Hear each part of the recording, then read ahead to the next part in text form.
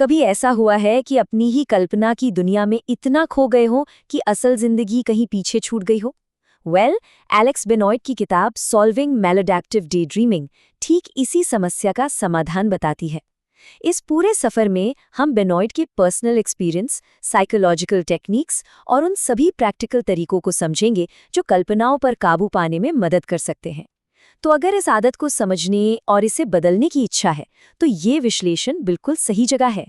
तो चलिए शुरू करते हैं। आज हम मैलाडैप्टिव डे ड्रीमिंग को समझने और उस पर काबू पाने के इस सफर के हर पड़ाव को करीब से जानेंगे।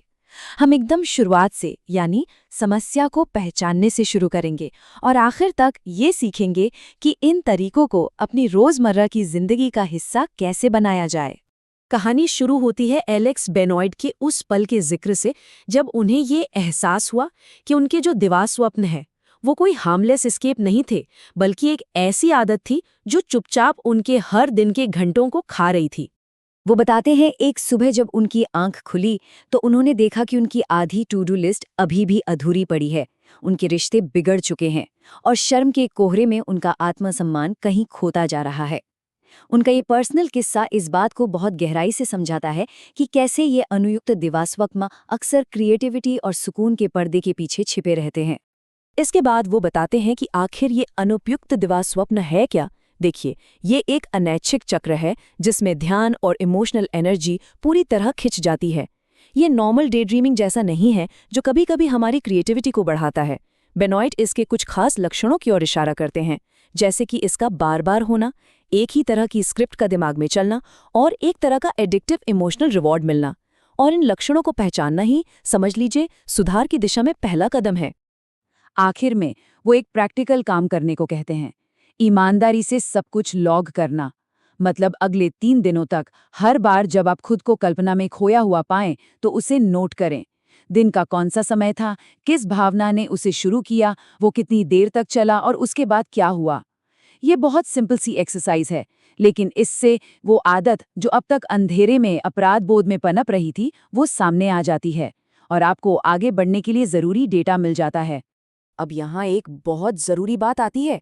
बेनॉयट कहते हैं कि खुद को कोसने के बजाय एक अलग नजरिया अपनाओ, शर्मिंदगी से हटकर सच्ची जिज्ञासा की ओर बढ़ो। वो कहते हैं कि अपने दिवा स्वप्नों को एक, कह सकते हैं, आउटडेटेड कोपिंग मैकेनिज्म की तरह देखो।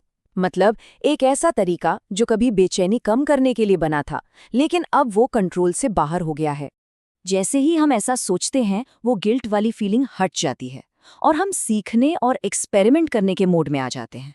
तो इस चैप्टर में 2 दिमागी टेक्निक्स बताई गई हैं। पहली, अपने अंदर के दिवा स्वप्न देखने वाले को कोई नाम दे दो, जैसे कहानीकार। इससे आप उसके पैटर्न को दूर से बिना जज किए देख पाएंगे। और दूसरी, जब भी दिवा स्वप्न देखने की इच्छा हो तो उसे बस महसूस करो, उसे जज मत करो। ये छोटे छोटे मेंटल शिफ्ट्स ही हमें कल्पना में डूबने से पहले रुकने का एक मौका देते हैं। तो अब बारी है अपने ही मन का रिसर्चर बनने की। इसके लिए बेनॉयट एक बहुत डिटेल्ड सर्वे देते हैं जिसमें 35 सवाल हैं। ये सर्वे आपके ट्रिगर्स, कल्पनाओं के विषय, इमोशनल उतार चढ़ाव और आपकी जिंदगी पर उसके असर की पड़ताल करता है। इसमें स्केल पर आधारित सवाल हैं जो ये बताते हैं कि आपकी आदत कितनी गहरी है और कौन सी सिचुएशन आपके लिए सबसे ज्यादा रिस्की है, जैसे काम पर बोरियत या थकी हुई शामें। फिर वो आपको गाइड करते हैं कि इस सर्वे के रिजल्ट को कैसे समझना है। आपको अपने स्कोर को कैटेगराइज करना है और देखना है कि कौन से एरिया, इमोशनल ट्रिगर्स, माहौल या आदतें आपकी इस आदत को सबसे ज्यादा बढ़ावा दे रहे हैं। इससे होता यह है कि जो एक उलझी हुई प्रॉब्लम थी वो अब एकदम साफ हो जाती है। आपको एक नज़र में पता चल जाता है कि आपके सबसे बड़े ट्रिगर्स क्या हैं।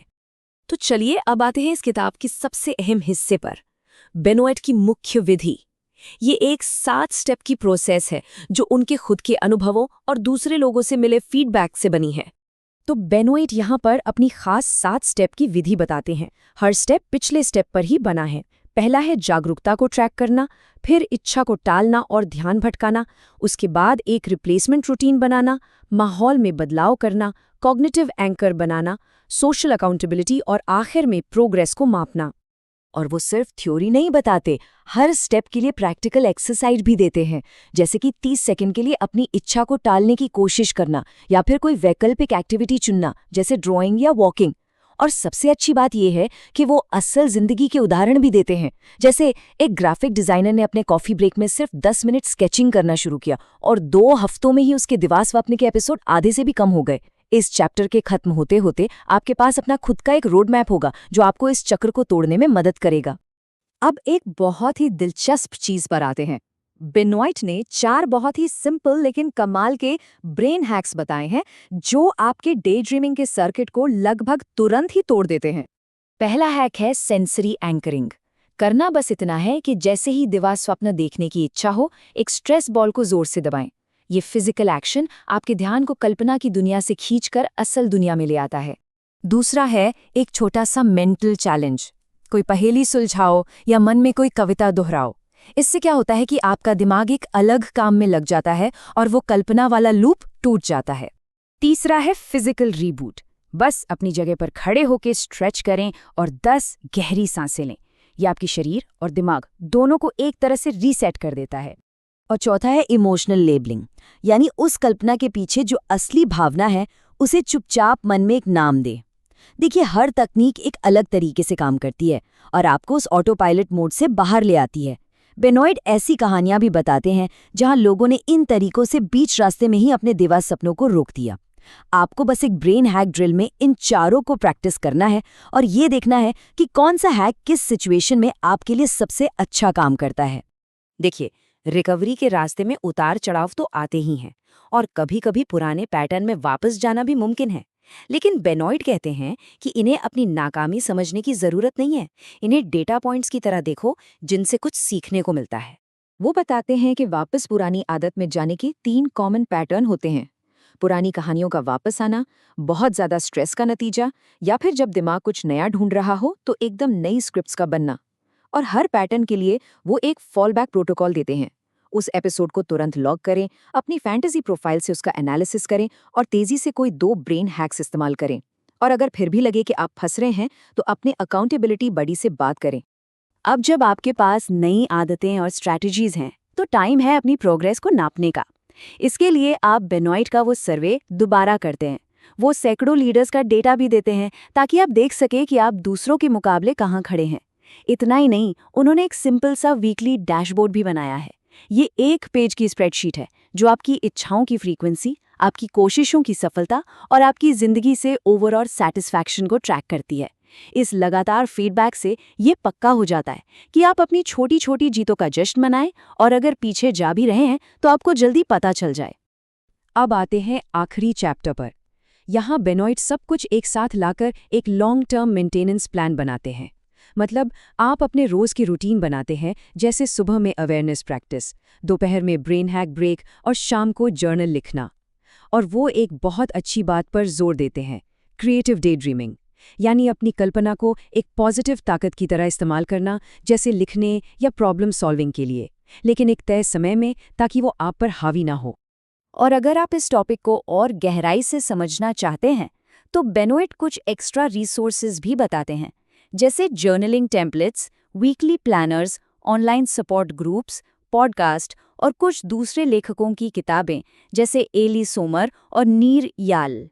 और ये किताब खत्म होती है एक बहुत ही खूबसूरत एक्सरसाइज के साथ, अपने आने वाले कल के नाम एक खत लिखना।